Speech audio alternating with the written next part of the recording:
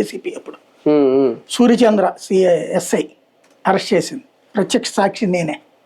ఏంటప్పుడు ఒక murder case, ఒక rickshaw పొల్లరుది డబ్బులు ఎవరికో బాకీ ఉన్నాడు, అతను తీసుకొచ్చి ఇంట్లో నిర్బంధించారు, డబ్బులు ఇవ్వలేదని. చచ్చిపోయాడు అతను. అమ్మాయి ఆమెం కొట్టి చంపలా, ఆ డబ్బులు తెచ్చేదాకా ఆపమన్నారు, అక్కడ నిర్బంధించారు, చచ్చిపోయింది అతను. మర్డర్ కేసు, పోలీసులు ఆవిడని అరెస్ట్ చేశారే. ప్లస్ అక్కడేమీ ఎన్కౌంటర్ చేయలేదే పోలీసులు ఎవరిని కూడా. దాంతోపాటు అనేక మంది రౌడీ నాయకులు వాళ్ళ మనుషుల్ని. రౌడీయిజం కంట్రోల్ అంటే మనం అరవటము, కేకలు వేయడము, చంపేయడం కాదు.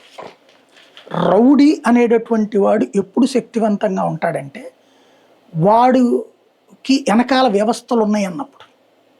వాడి వెనకాల ఆడు చెప్తే పోలీసులైనా పక్కకి తప్పుకుంటారు, వాడు చెబితే అవతలోడైనా సరే ఉంటాడు. వాడి మీద కంప్లైంట్ ఇవ్వడానికి మనకు భయం ఎప్పుడేస్తుంది, పక్కన వాళ్ళు చెప్తారు వాడు పెద్ద రౌడీ రోయ్ ఎందుకురా నీకు వచ్చిన గొడవ అని. అంటే నేను కొన్ని వందలు విన్నాను అనుకోండి జర్నలిజం ఫీల్డ్లోకి వచ్చాక.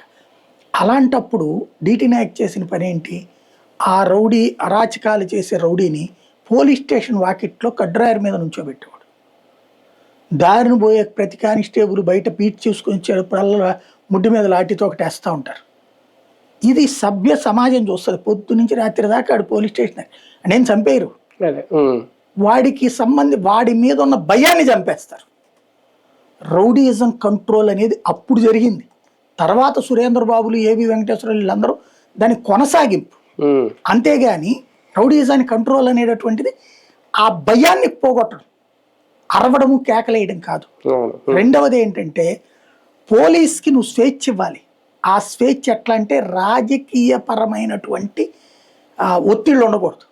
ఇవాళ రాజకీయ ఒత్తిడి లేకుండా ఒక్క కానిస్టేబుల్ పనిచేయగలడని చూడండి, ఇంకప్పుడు ఎక్కడ ఉంటుంది నీకు న్యాయం?